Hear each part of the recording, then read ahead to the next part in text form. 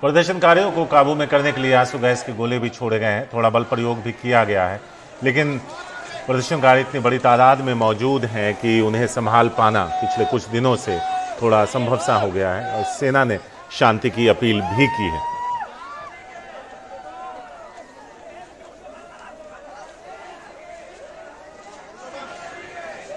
और हमारे साथ खास मेहमान जुड़ रहे हैं।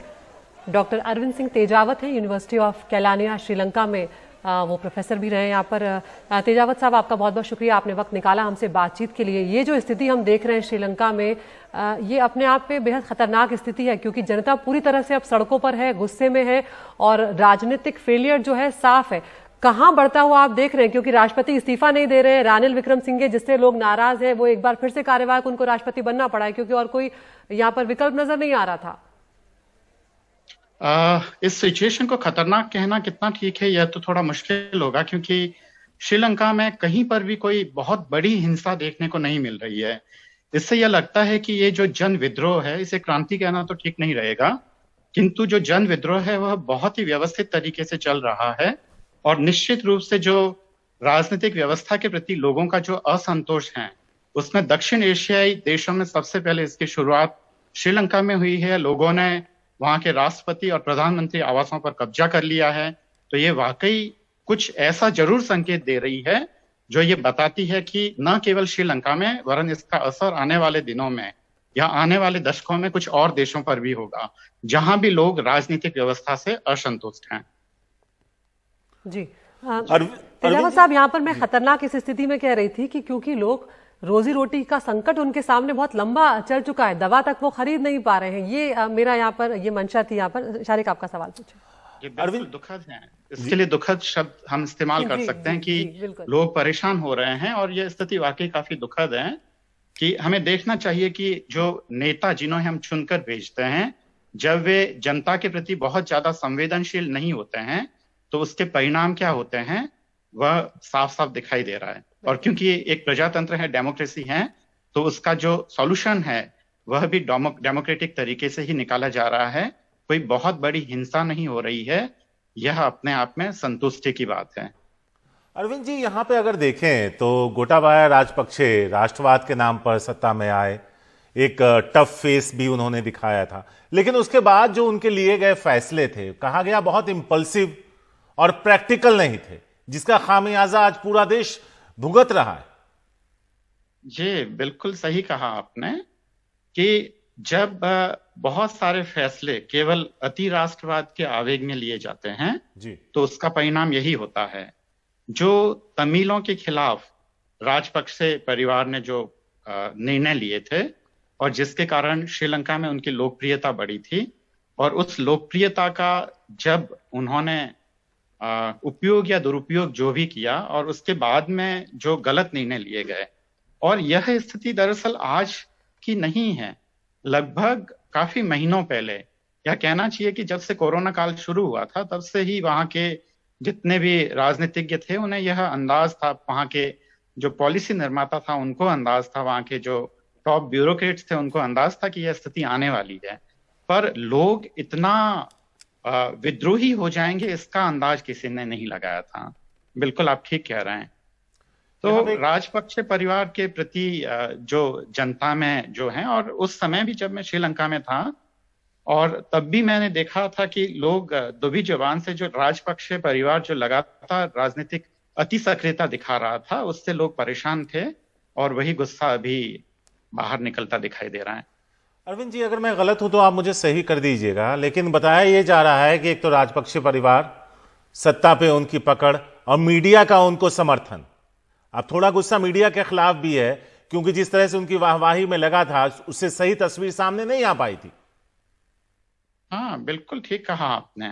और मुझे लगता है कि जो श्रीलंका की स्थितियां हैं और जो मीडिया के प्रति गुस्सा है, उससे न केवल श्रीलंका का मीडिया वरन अन्य देशों का मीडिया, खासकर क्योंकि पूरे ही दक्षिण एशिया की स्थिति लगभग समान है। तो उन्हें भी सचेत हो जाना चाहिए, क्योंकि झूठ के पांव बहुत ज्यादा नहीं होते हैं, झूठ के पांव नहीं होते हैं, और ऐसी स्थितियां बहुत अधिक समय तक टिकी नहीं रहती है। जब तक कि आप एक फेयर और जन कल्याणकारी पॉलिटिक्स नहीं करेंगे, तब तक आप बहुत लंबे समय तक लोगों को मूर्ख बनाना मुश्किल है, और वो भी खासकर जबकि आप एक व्यवस्थित प्रजातांत्रिक प्रणाली में रह रहे हैं, क्योंकि सामंतवाद का दौर तो चला गया है। बिल्कुल। तेजावत साहब, यहाँ पर आज जो स्थिति है, इससे बाहर निकलने के लिए अब क्या कुछ विकल्प के तौर पर कोई रास्ता नजर आ रहा है? क्योंकि राष्ट्रपति देश छोड़कर भाग चुके हैं, बताया ये भी जा रहा है, खबरें इस तरह की भी हैं कि वो मालदीव से किसी दूसरे देश जा सकते हैं। रानिल विक्रमसिंघे से लोगों की जो नाराजगी है वो सड़कों पर नजर आ रही है। ऐसे में इस स्थिति से सबसे पहले निपटना सबसे ज्यादा बड़ा चुनौतीपूर्ण काम है। बिल्कुल सही कह रहे हैं आप। इसमें दो तरीके से सोचा जा सकता है। नौकरशाह जो हैं वह ये सोचेंगे कि इस स्थिति को जल्दी से जल्दी संभाला जाए और एक सर्वदलीय सरकार बने, जहां सभी दलों के प्रतिनिधि शामिल हो, पर वह एक टेम्परेरी समाधान होगा। अगर आप मुझे एक बुद्धिजीवी के तौर पर सोचने के लिए कहती हैं, तो मैं इसमें कुछ राजनीतिक अवसर ढूंढूंगा, और मैं ये चाहता हूं कि यह जो जन विद्रोह है वह सामाजिक बदलाव का अग्रदूत बने। और जहां तक जो गोटाबाया राजपक्षे का वहां मालदीव या कहीं अन्य जगह भागने का जो है, तो यह व्यक्ति के जो स्वयं के बचाव के जो उपाय हैं वह अंत समय तक काम में लेता है। और निश्चित रूप से जो हर एक व्यक्ति है, क्योंकि वह देख रहे हैं कि ये गुस्सा जो है जनता का, वह कहीं और ज्यादा खतरनाक ना हो जाए। उन्हें वहां जिस तरह से उनके छोटे भाई को वहां रोका गया एयरपोर्ट पे, वही स्थिति उनके साथ भी हो सकती थी। तो निश्चित रूप से वह अपने बचाव के सारे उपाय अपनाएंगे। उनकी जगह अगर कोई और भी होता तो वह भी अपनाता। जितने भी राष्ट्राध्यक्ष हैं उन सब ने अपनाए, चाहे वह अफगानिस्तान की स्थिति हो या, तो यह कोई बहुत ज्यादा आश्चर्य की बात नहीं है। अरविंद जी, यहाँ पर दो सवाल आपस में जुड़े हुए हैं। पहला कि इनका बाहर जाना और किसी वैकल्पिक व्यवस्था का वापस आना, क्या इतना आसान होगा बिगड़ी हुई इस स्थिति को, दिवालिये पन के कगार पर खड़े इस देश को वापस पटरी पर लाना? यह कितना बड़ा टास्क होगा या कितना वक्त लग सकता है इसमें? यह मुश्किल जरूर है पर असंभव नहीं है। और वहां के जितने भी जो पॉलिसी मेकर्स हैं और जो उन स्थितियों को जो काफी करीब से देख रहे हैं, उन्होंने भी यह स्वीकार किया है कि वापस जो 2019 वाली स्थिति तक आने में 5 से 6 साल लग जाएंगे।